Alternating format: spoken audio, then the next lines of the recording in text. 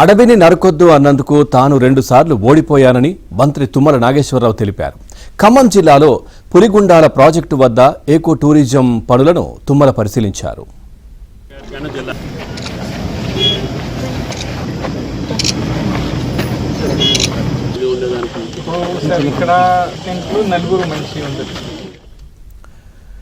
Tourism కోసం ఏర్పాటు చేసిన వన విహారీ బస్సును తుమ్మల ప్రారంభించారు. భవిష్యత్ తరాలు చూసేలా అడవిని కాపాడుకోవాలని, అడవులను నరికితే కఠిన చర్యలు తీసుకోవాలని అధికారులను తుమ్మల ఆదేశించారు.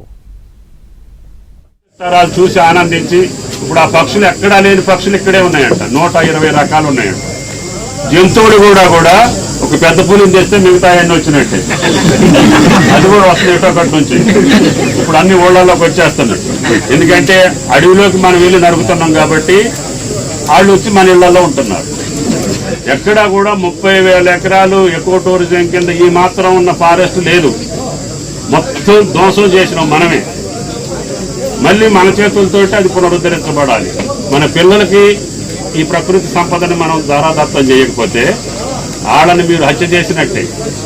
మీ ఇష్టం. మీ పిల్లలు మీరు చంపుకుంటారా, బతికిస్తారా, ఇప్పుడున్న సమాజం చేతిలో ఉంది. కాబట్టి దయచేసి ప్రజలందరూ గమనించాలి.